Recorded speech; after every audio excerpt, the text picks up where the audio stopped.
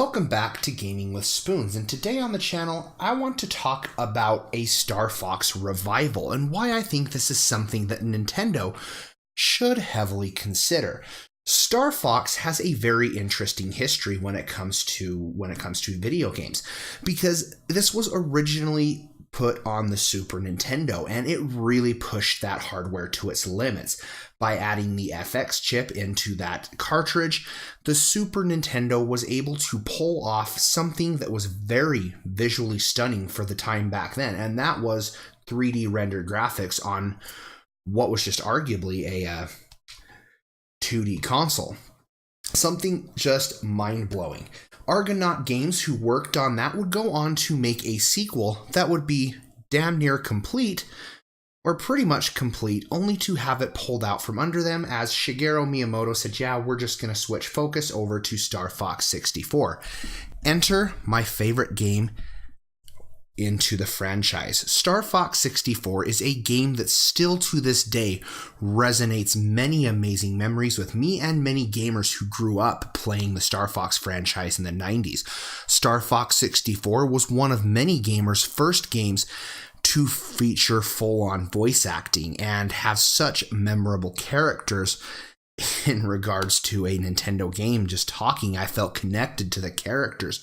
Starfox 64 was an amazing game in of itself, and a game that I still feel stands very well today along the myriad of different other games out there. I thoroughly enjoy still playing through this game today, not to mention the many one-liners and quotes that Starfox 64 had that are still memorable to this day. But Star Fox's history wouldn't end there. Star Fox would take one of Rare's IPs called Dinosaur Planet and turn this into Star Fox Adventures, making Fox the main character, putting him on this planet where he would go to explore. And the game in of itself was a really fun game to play. It definitely gets a lot of hate because a lot of people are disappointed with this basically being a Star Fox game. And rightly so. The R-Wing elements to Dinosaur Planet or Star Fox Adventures definitely took a very much the back burner, and just flying through 3 gold rings to get to enter Cloud Runner Fortress or whatever really put off a lot of gamers.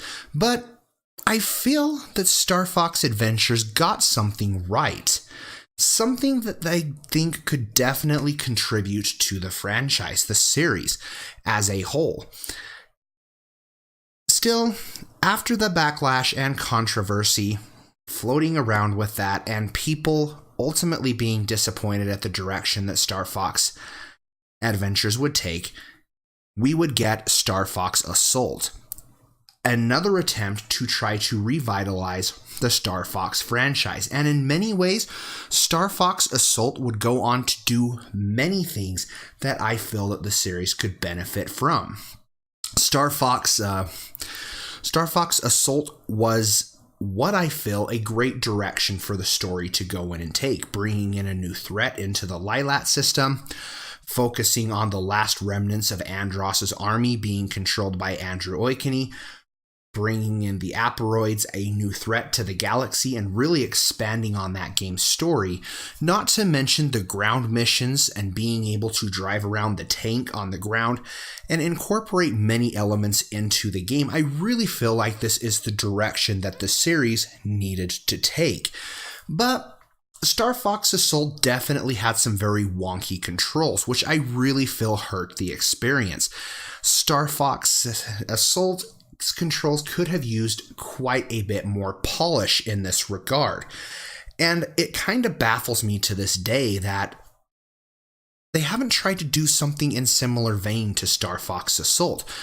And we'll get into where I think the series needs to go here in a little bit, but two games I really want to bring up real quickly that seem to get quite a bit of hate, and one rightly so, is Star Fox Command. That game is an absolute travesty in the universe. The stories, everything about that game is complete garbage, and I absolutely hate the DS title. Star Fox Zero, on the other hand, was an ambitious title that was held back by its gimmick controls using the Wii U pad. had this game not had the Wii U pad, I think it would have been much more well received than what it was. It definitely had some unique premises, such as the walker and being able to use the hovercraft to go around and hack things. There's a lot of gameplay elements from Star Fox Zero that I think they could very well incorporate into the flying and controls and things like that.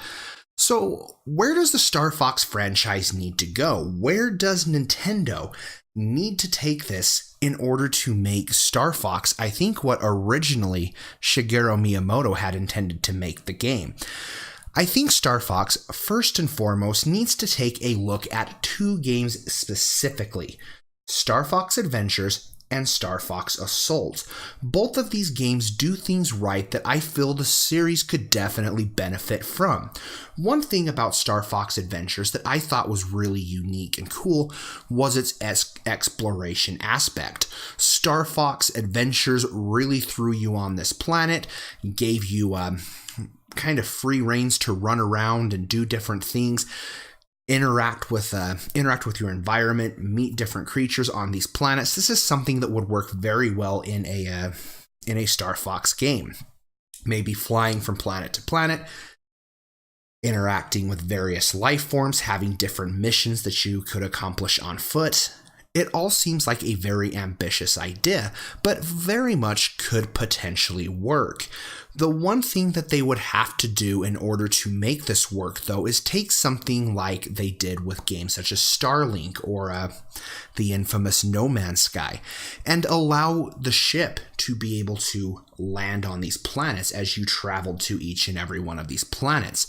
I think having these incorporated space battles as you fly to different planets and things like that would very much be reminiscent of what we enjoyed about Star Fox. Of course, you'd have to have your R-Wing dogfights. Who would not want to fly around and be able to take on Star Wolf yet again in the universe? Who would not want to have those fights like that, where you were in all range mode? That is something integral to Star Fox that absolutely needs to happen. As for the direction that the foot missions would need to take, I think Star Fox Assault definitely had the right idea. By taking the concepts of the foot missions, having a wide range of weapons that they can use, I really feel like that this could add an immense amount of excitement to the gameplay setting. I do think, however, Nintendo would have to find the right developer to go in and take this on.